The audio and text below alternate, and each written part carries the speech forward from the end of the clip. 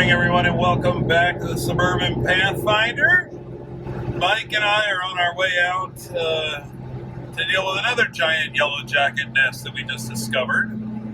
Before anybody gets stung, I'm going to try to be a little bit more cinematic, I guess, this morning, and see if I can get better footage of these yellowjackets sort of attacking me in the suit. I'm going to go for a sideways, third-person perspective, and I don't believe we'll be disappointed. This looks like a really, really nasty nest. So I decided it's pretty damn hot today. We're in the air conditioning, but it's hot out there, so I decided I'm going to suit up on site. So you'll next see me all suited up, and we'll see what these yellowjackets have to say about it. Okay, so it's later in the day. I'm back in the air conditioning. I've already filmed the video, but I wanted to film a quick intro just to reiterate one point and mention something else that I failed to mention in the video. First of all, I say this elsewhere in the video, but it bears repeating. Do not attempt this at home unless you have the correct protective equipment and unless you really know what you're doing, which if you do, you're probably not watching this video. Secondly, I don't hate yellowjackets. I don't derive any pleasure from this. I don't do this for fun. Yellowjackets have an important place in the ecosystem, just like all other wasps and all other beneficial insects. Like most communal wasps and even solitary wasps, yellowjackets are insectivorous. They eat a lot of other insects, oftentimes nasty ones. I believe they're helping us to control some of the really invasive insects that we definitely don't want around here. In this area in particular, the spotted lanternfly. If they're out in a hollow tree or a hollow log and they're out in the forest doing what they do, I don't seek them out to eradicate their nests. I will leave them alone and let them, do what they do. If you see me removing a nest on this channel, know that it's a nest that's in a dangerous spot. It's either already hurt somebody or has the potential to hurt someone. And I only do this out of necessity, and I film it and share it with you in an attempt to educate. So hopefully you enjoy this and maybe learn a little something from it. So let's go do it. Okay, so this is a pretty big nest, apparently, from the number of yellowjackets coming and going. And they seem to be fairly aggressive. I don't know if you can see them coming and going. They're in this wooden toolbox here. They're coming and going right about that top right-hand hinge. So I'm going to get the camera set up in a static. Oh boy, they're already a little agitated. They'll come in from the side here, stay out of their flight path, and I'll get the camera set up at a nice angle. Yeah, I'd say there's a fair number in here.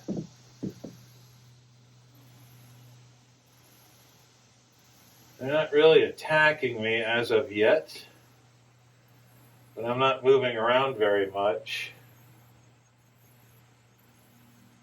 Now, you won't be able to see it from your angle, but there's a lot of paper material around this hinge. Oh, they don't like that. I'm moving my hands around.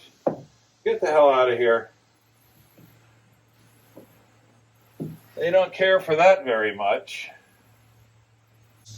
We'll see how many we can get to come out. You know, these really are not that aggressive. They're not stinging me at all. This is interesting. It might be a different species. They're actually just flying around me. That last nest, they were all over my gloves. Attacking my gloves. So I'm not a professional exterminator. I'm not handing out extermination advice. What I'm using here is an over-the-counter form of pyrethrin. It's pretty much the same as any wasp spray you'd buy at the supermarket or Walmart. This is just more of a prescription strength. The important thing to remember is this will not be sort of the ultimate solution for this nest. This is going to have to be treated with something that has a residual effect. There's one. There's a paper wasp attacking me, but I haven't been attacked by a single yellow jacket yet, which is really weird. There was a paper wasp on the window there. He decided he didn't like me too much. But I just want to try to get as much of this chemical in here as possible. It sprays out as a liquid, but it evaporates into a gas, which is non-toxic to humans and probably your dogs and cats and such, but it's very toxic to insects. But I definitely don't advocate doing this on your own if you don't have the proper protective gear, because although this is a huge nest and it's not particularly aggressive, I mean, there's a lot of yellow jackets flying around me, but they're not really attacking me. But if this was an aggressive nest like the one we dealt with last week, you would be in big, big trouble if you tried this. And even these guys, if I was not wearing the suit, I'd probably be stung rather a few times already. What were you saying, Mike? Pyrethrin is also toxic to fish. Pyrethrin is apparently toxic to fish, according to my aquarium expert. So I will take him at his word.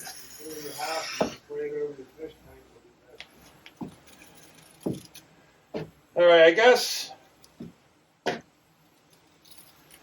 they're pretty stirred up, but they're not really attacking me.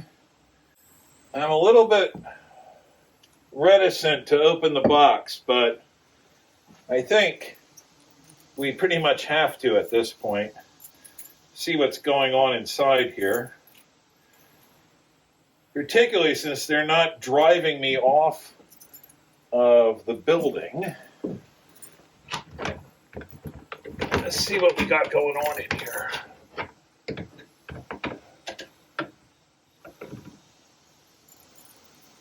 Oh my.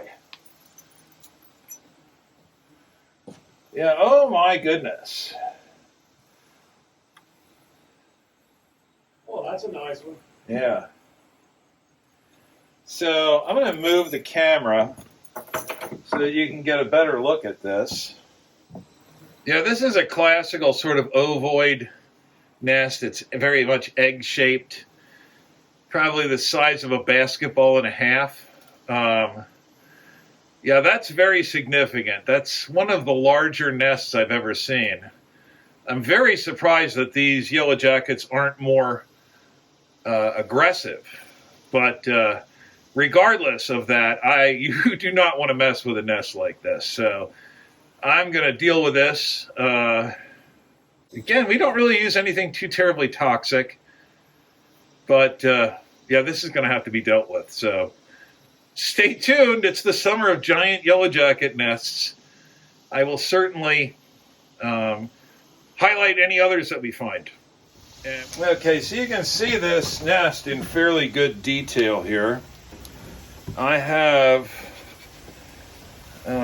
injected it with a chemical, basically with the same pyrethrin-based chemical that I was just using.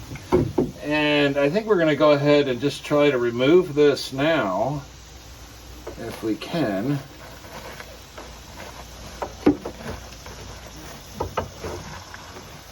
I think I'm going to need a larger implement. All right, I went for a somewhat larger implement here. We've got a shovel. Let's calm these guys down a little bit, if we can.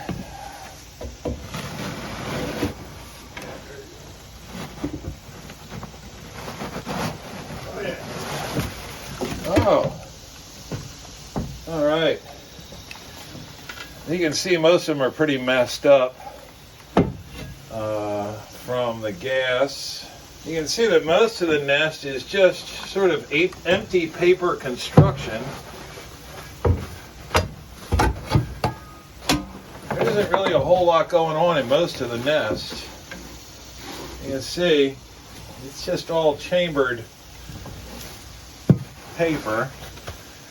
It's sort of a shell. Now that was a big nest. But this is where all the business takes place. You can see these are the combs. They're not entirely unlike the honeycombs you'd find in a beehive.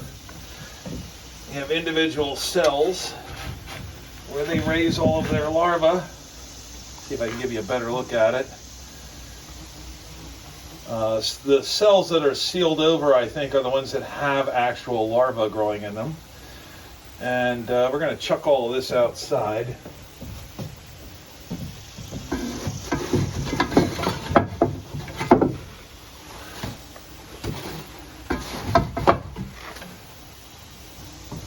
All right, now I'm going to take a hand scraper and clean out the last remnants of this. So, yeah, so once again, don't try this at home. I've been dealing with these nests for a very long time. I have some experience, and I have the proper protective equipment. Here you can see, here's more of the brood cells. Man, that was a big yellowjacket nest. And these guys are actually not that aggressive, but you could still really get messed up if you tried to tackle a nest of this size on your own without protective gear. So I think that's going to be about it. Catch you on the next one. Later, guys.